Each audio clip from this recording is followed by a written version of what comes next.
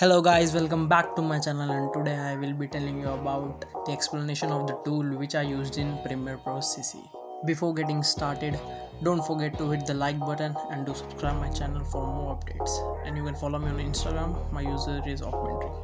So let's get started. So the first tool is our selection tool, which is from V. As the name suggests, it is used to select the videos and every other thing in your workplace. So the next tool we have is track selection tool, which is from A.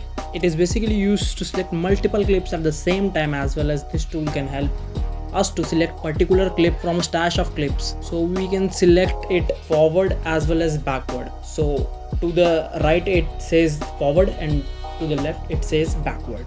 So the third tool we have is our ripple edit tool, which is from B, and it helps us to knowing in and out of a particular clip, as well as it helps us to trim in and out of a particular clip. So next we have our rolling edit tool, which is from N, and it is basically used to adjust the in of an particular clip and out of another clip which is along with it.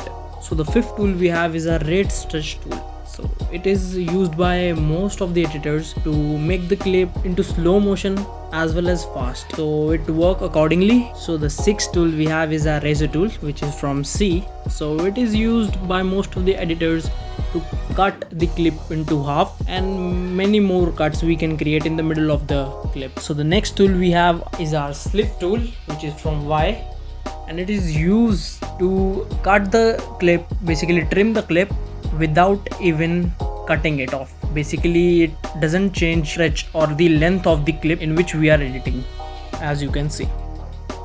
So the next tool we have is a slide tool, which is from U, and it is the opposite of ripple tool.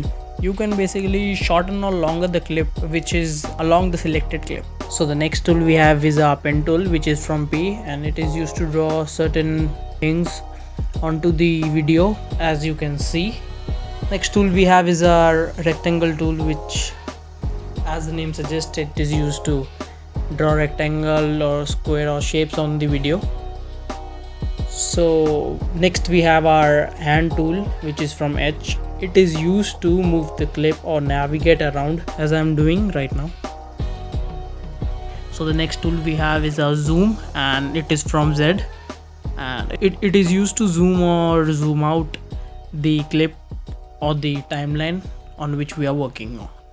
So the last tool we have is our type tool, which is from T. It is used to write text on the videos, as I'm showing you guys. I hope this video was useful for you guys.